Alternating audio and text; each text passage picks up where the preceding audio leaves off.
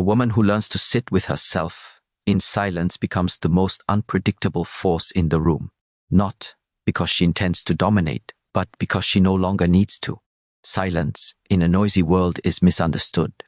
It is often mistaken for weakness, but there is a kind of silence that is not born of suppression but of strength, the kind that doesn't beg to be understood because it already understands itself. This silency is not the absence of words. It is the presence of awareness. It's the stillness that comes after you stop trying to explain your worth. It's the peace that enters when you no longer react to every shift in another person's mood. It is the clarity that rises when your emotions are no longer dictated by what someone did or didn't say. Most women are trained to overexpress, to overexplain, to always give context to their boundaries until they realize that silence itself is the boundary. When a woman turns inward, not out of fear but out of choice, she activates a deeper form of respect. People feel it. They may not be able to name it, but they sense it. And when you begin focusing on yourself, not in selfishness, but in stillness, everything misplaced starts falling back into place. When a woman begins to truly focus on herself, something profound begins to shift, not just inside her, but in the world around her. It is not merely about self-care, routines, or momentary retreats from others. It is a deeper awakening, a quiet decision to stop pouring energy into places that no longer give back, to reclaim attention from everything external and redirect it inward.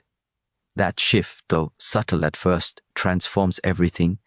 It begins with the question, where is my energy going? In a world that constantly demands a woman's attention, her nurturing, her care, her explanations, her compromise, it becomes easy to forget that energy is not limitless. Attention is currency, and the way you spend it determines the quality of your emotional life. The more you give away without intention, the less you have for yourself.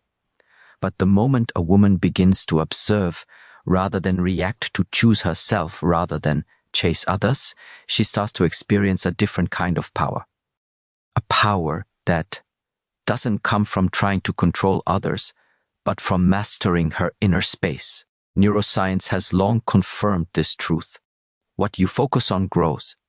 This is called the Hebbian principle. Neurons that fire together wire together. When your mind is always busy trying to fix people, explain yourself, predict outcomes, or worry about how you're perceived, it strengthens patterns of anxiety and over-responsibility. But when you begin to bring your attention back to yourself, your breath, your thoughts, your values, your stillness, you start rewiring your brain for clarity, peace, and purpose. Take the story of Mina, a woman in her late 50s who had spent most of her adult life adjusting herself around others, as a mother, a wife, and later as a caretaker. For aging parents, she learned to anticipate needs before they were spoken. But after her children moved out and her caregiving roles ended, she was left with silence. At first, it was terrifying. The noise of other people's needs had been her compass for so long that she didn't know how to navigate without it. But slowly she began to ask, what do I feel when no one is watching? What do I want when I'm not needed? She started small, morning walks without her phone, journaling without editing, herself saying no without guilt. And as her attention returned to herself, something powerful emerged. She no longer felt pulled in 20 directions. Her conversations became more intentional. She no longer responded to emotional manipulation with explanations, just calm silence. And to her surprise, people began to treat her differently. Not because she demanded respect, but because she radiated it from within. Focusing on yourself is not abandonment of others. It is anchoring within yourself so you don't get lost in others. You begin to recognize your patterns, where you overextend, where you seek validation, where you betray your intuition to keep the peace. And Each time you notice, you interrupt the automatic cycle. That moment of noticing is power. It's awareness becoming action. There is a sacred discipline in remembering yourself before you remember others. It requires asking before every yes, whether it's rooted in fear or integrity. It means pausing before reacting to ask, is this worth my energy? Does this reflect who I am becoming?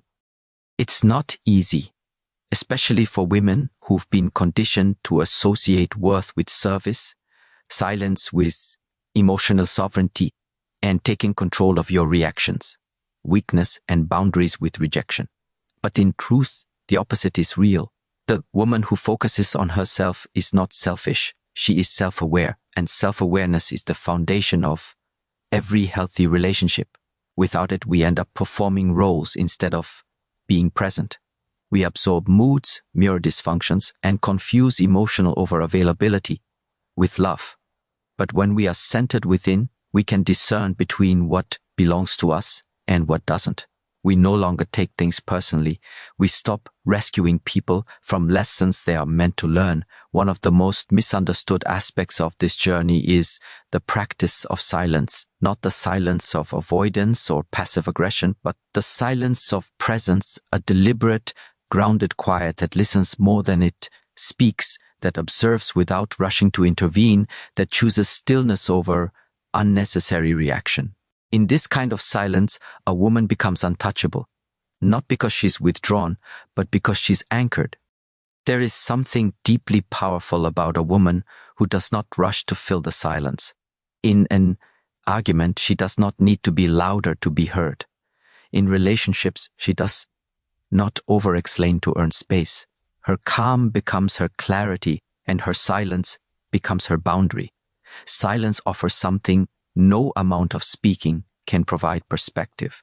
From a physiological standpoint, silence engages the parasympathetic nervous system responsible for rest, digestion, and deep insight.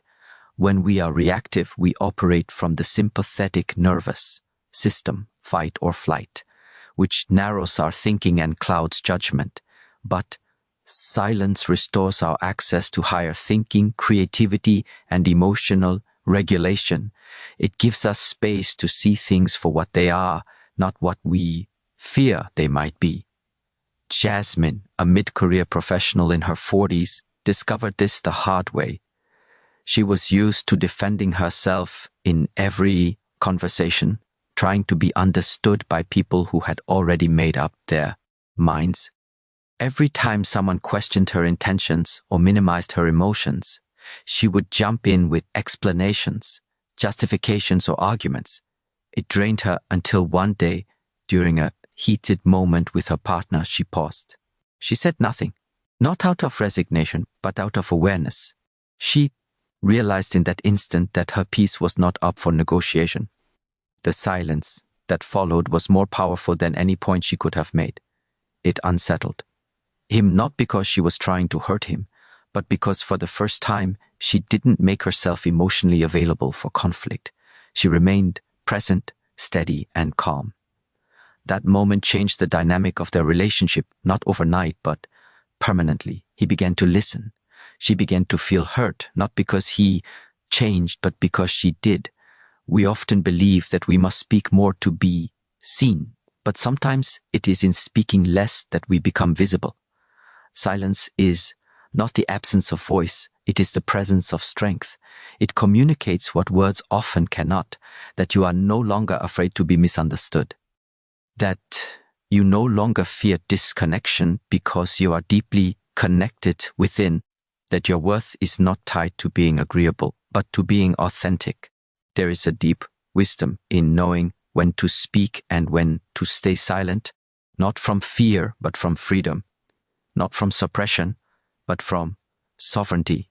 When you no longer use words to seek control, you allow life to reveal its truths. People expose themselves in your silence. Their intentions surface. Their values become visible. You no longer have to investigate or argue. You just observe.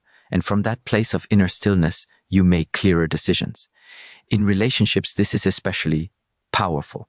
When a woman focuses on herself and practices the discipline of silence, she begins to see dynamics that were once invisible to her. She notices how some people only connect through chaos, how others expect emotional labor without offering it in return, how some conversations are not exchanges but power struggles in disguise. And most importantly, she sees her part in it, not to blame but to reclaim responsibility. Every moment of silence becomes a mirror, and what you see in that mirror is not always comfortable. You might notice patterns of over-explaining, chasing closure, or giving second chances out of loneliness. But in seeing them clearly, you stop being ruled by them. You begin to act rather than react. And that alone changes everything. This journey does not require you to isolate yourself, but it does ask you to stop abandoning yourself. It invites you to slow down long enough to ask, who am I without the noise? What do I value when I'm not performing? What emotions arise when I'm not distracted? Silence creates space for these questions. It reveals the internal architecture of your life, the values, beliefs, and wounds that shape your relationships. And once seen, they can be healed, rewritten, aligned. One of the most important realizations a woman can have is this: not everything requires your energy. Not every message needs a response. Not every misunderstanding needs clarification. Not every question deserves an answer. The moment you realize that your presence is enough, you begin to conserve your energy for what truly matters. This kind of self-focus is not a destination. It's a daily practice. A return again and again to the present moment, to the breath, to the truth that you don't have to chase what aligns with you. You attract it by being aligned. And so the silence continues not as an escape from the world, but as a deeper way of engaging with it with clarity, the mirror effect, how your energy shapes your relationships with discernment, with grace. A woman who focuses on herself and stays silent does not disappear. She becomes more visible than ever, not in noise, but in essence, and the world cannot help but rearrange around her. A woman who learns to master her emotions is not just in control. She is free, free from the chains of overreaction, free from the cycles of regret, and free from the grip of patterns that once dictated her responses. Emotional sovereignty is not about being unfeeling. It's about not being owned by every passing feeling. It's knowing that you can feel deeply and still respond wisely. You can be hurt and still act from alignment. You can feel love, grief, anger, confusion, and still remain grounded in your values. Many people believe emotions are either something to be expressed impulsively or something to be suppressed entirely. But both extremes lead to inner imbalance. One makes you a slave to your reactions. The other disconnects you from yourself. True emotional power lies in the space between impulse and stillness. It is the cultivated ability to feel everything and yet not be consumed by anything. There is a teaching from ancient Eastern traditions that says, control your breath and you control your life. And indeed, modern neuroscience agrees. When a woman pauses and breathes consciously before responding to provocation, her brain shifts from the amygdala, where emotional reactivity is born, to the prefrontal cortex, where logic, reflection, and wisdom reside. This is not just spiritual advice, it is biological reality. Consider the story of Aya, a woman who for years was known for her fire. When someone crossed a line, she met them with intensity. Her voice rose, her heart raced. She fought back with words, proving her intelligence, her sharpness, her refusal to be disrespected. But each time, even when she won the argument, she walked away, feeling drained. She realized that her reactions, while justified, were costing her more than the original offense, her peace, her power, her clarity. One day, during a tense conversation with a colleague who had undermined her work in a meeting, she felt the familiar heat rising, the urge to respond immediately, to defend, to correct, but something in her shifted. She inhaled slowly and instead of reacting, She simply paused, looked at him, said nothing. That pause, just a few seconds, wasn't empty. It was full of restraint, full of grounded energy, full of quiet power. In that pause, she realized something. The need to prove yourself is often born from the fear of being unseen. But when you know your worth, you no longer perform it for others. You hold it quietly, and the world learns to feel it without being told. The pause gave her time to assess, was this worth her emotional investment? Did this person truly have the power to define her value? No. She answered him with calm, clear boundaries, not from fire, but from foundation. And the result? He backed down, not because she was aggressive, but because she was anchored. She had stepped into emotional sovereignty. To be emotionally sovereign means your inner state is no longer at the mercy of other people's moods, decisions, or expectations. You stop outsourcing your peace. You stop being available to every emotional tug of war. You don't become cold, you become clear. And this clarity protects you from the trap of reaction. Every time you react without reflection, you give your power away. You let someone else set the rhythm of your nervous system. But when you pause, when you breathe, when you choose instead of react, you reclaim authorship over your inner world. This is especially vital in intimate relationships where emotional triggers are most deeply rooted. Partners often mirror each other's wounds. One's insecurity feeds the other's defensiveness. One's silence triggers the other's abandonment. One's need for control collides with the other's need for freedom. Without emotional sovereignty, these dynamics spiral into conflict, misunderstanding, and resentment. But with awareness, they become portals for growth. Sophia, a woman in her late 30s, once described how every argument with her partner would end in her crying, shouting, or walking away in anger. She felt unheard, invalidated, emotionally exhausted. But as she began a daily practice of breathwork and emotional journaling, something changed. The next time conflict arose, she noticed her body first. The tightening in her chest, the clenching of her jaw, the quickening of her breath. Instead of reacting, she said, "Give me a moment." She stepped away, not to retreat, but to return to herself. She sat, she breathed. She asked herself not just what she felt, but why she felt it. Was it about him or something deeper? And then when she returned, she spoke not from the storm, but from the center of it. The conversation that followed was the first they'd had in months that didn't end in emotional chaos. It wasn't perfect, but it was present. Emotional sovereignty is not achieved by force. It is practiced through daily attention, through the habit of awareness, through the discipline of self-honesty. It is cultivated in quiet moments when no one is watching, where you choose to observe rather than indulge the narrative. You choose to breathe instead of blame, to inquire instead of accuse. And this kind of presence doesn't just benefit your relationships with others. It deepens, embracing silence as your source of power, your relationship with yourself. You begin to trust yourself more. You stop second-guessing every decision. You no longer need to crowdsource your worth or use someone's love as proof of your value. You begin to carry yourself with a quiet assurance, one that says, "I know who I am, I know what I feel, and I will no longer abandon myself for comfort or approval." This leads naturally into another kind of transformation, the power of embodied stillness.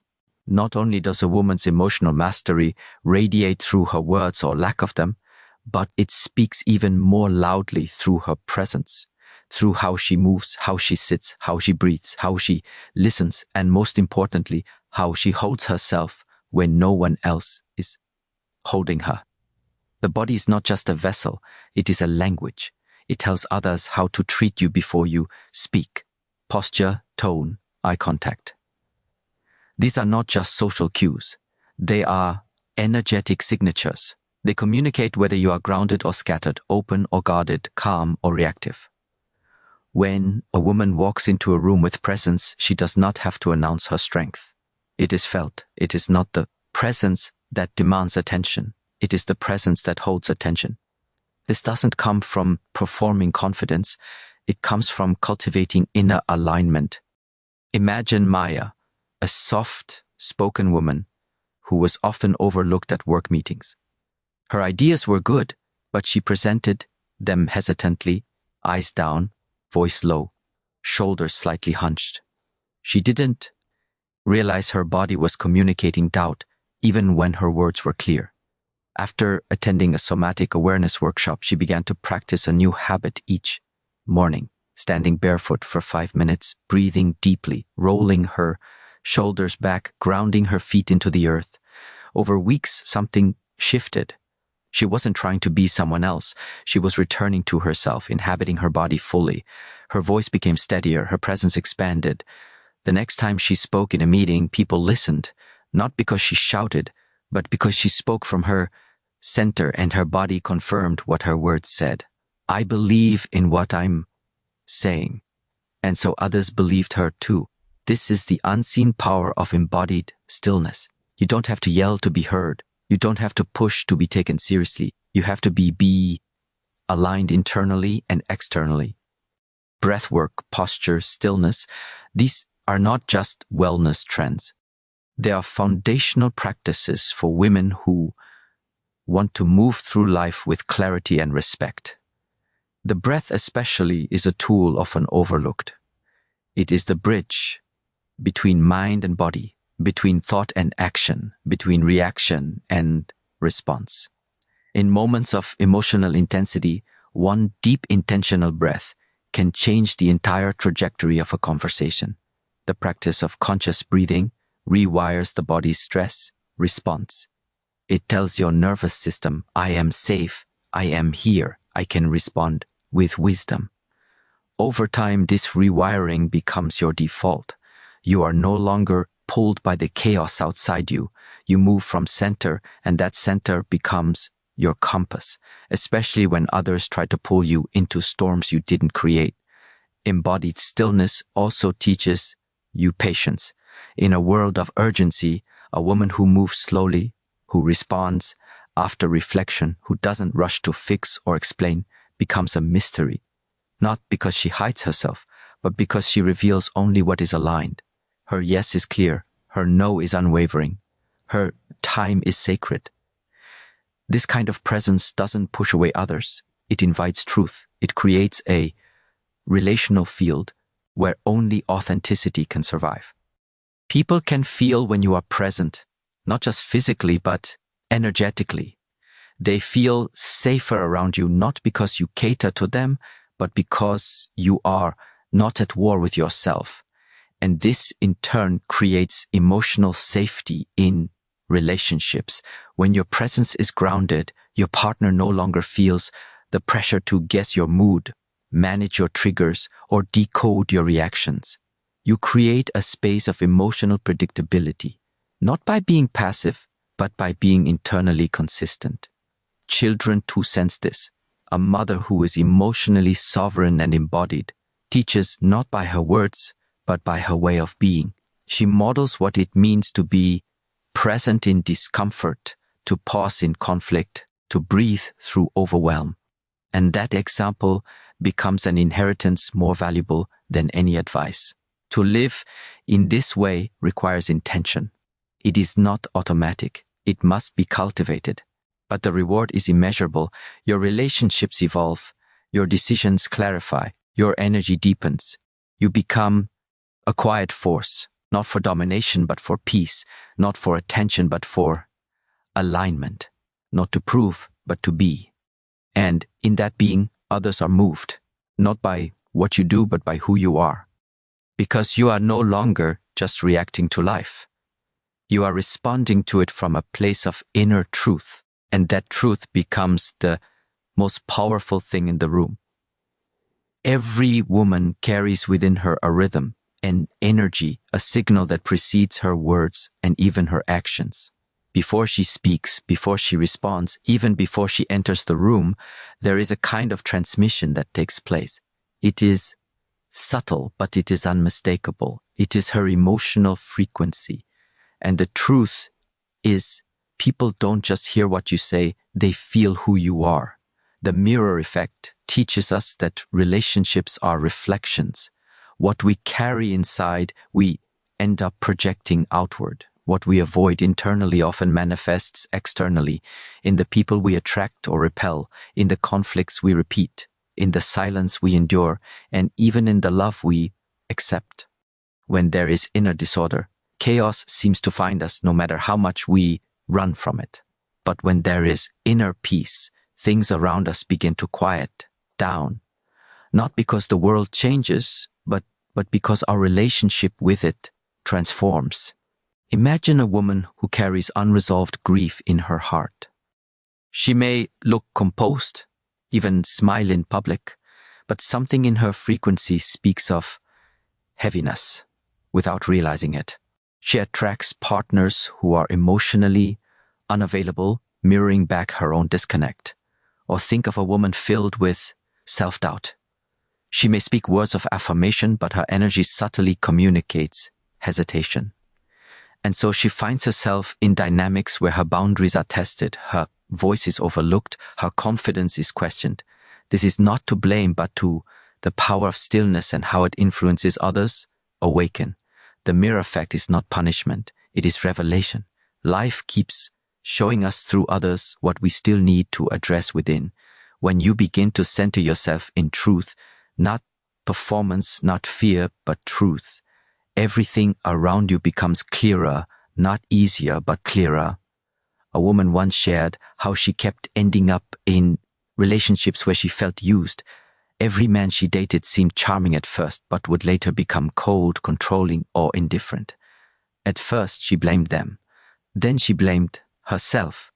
But after deep reflection, she realized she was operating from a subconscious belief that her worth was transactional, that love had to be earned through effort. She was overgiving, over-explaining, and overextending herself in hopes of receiving scraps of affection. Her energy was saying, "Please see me," even when her words said, "I'm fine." When she stopped trying to fix others and turned inward, things changed. She began to sit in silence more often, to listen to her own breath, to observe her emotional patterns. She didn't try to be liked. She tried to be honest. She didn't rush into intimacy. She watched people slowly, and she realized something profound. And when she became emotionally consistent with herself, people could no longer manipulate her. She stopped attracting chaos. Her stillness began to act as a filter. The mirror effect doesn't just reveal what is broken, it reveals what is possible. When your internal world is ordered, aligned, and nourished, your relationships become reflections of that harmony. It's not magic, it's resonance. We draw people into our lives who vibrate at a similar emotional level. And as we raise our own frequency, not by pretending, but by healing, our environment begins to shift. People begin to respect your silence because they can feel it's not empty, it's intentional. They feel your no before you even say it. They feel your joy not because you display it, but because it lives in you. You begin to understand that being centered is the greatest protection you can ever have. It shields you not with walls, but with presence. This is why inner work is not a luxury. It is the foundation. The woman who invests in her internal world, the one who examines her stories, clears her energy, and returns to herself again and again, builds a life that reflects peace. She no longer begs for connection. She becomes connection. She no longer performs for love. She embodies love. And from that embodiment, she attracts those who are ready to meet her, not just in romance, but in friendship, in family, in community. This inner alignment requires discipline. It means choosing to pause before reacting. It means walking away from what disrupts your peace, even if it's familiar. It means being willing to feel uncomfortable truths rather than escape into distractions. But the reward is clarity. You begin to trust yourself more. You stop second-guessing your instincts. You no longer tolerate energy that drains you because you're too aligned to pretend anymore. Even in solitude, you feel connected because you're no longer seeking from outside what you now generate from within. That shift is everything. It's the difference between chasing and attracting, between noise and resonance, between being pulled in 1,000 directions and standing firmly in one. Still, life has a way of testing this.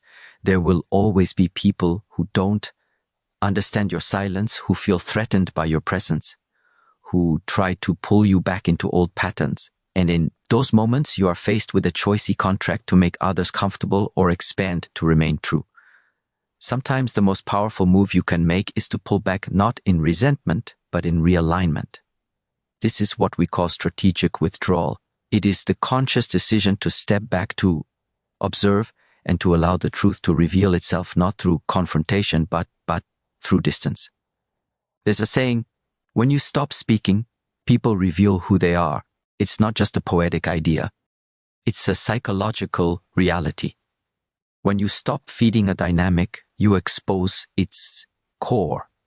When you stop explaining yourself, you discover who truly seeks to understand you. When you stop initiating, you find out who values connection enough to reach for you. Distance has a language and silence has its own kind of clarity. Strategic withdrawal is not about ghosting or playing games. It is about reclaiming your emotional energy from places where it is being wasted. It is about giving yourself space to see things as they are, not as you wish them to be. Often, we stay too long in situations because we are addicted to potential. We see what someone's could be and we ignore what they are. But potential is not a promise, and silence allows us to stop projecting and start perceiving.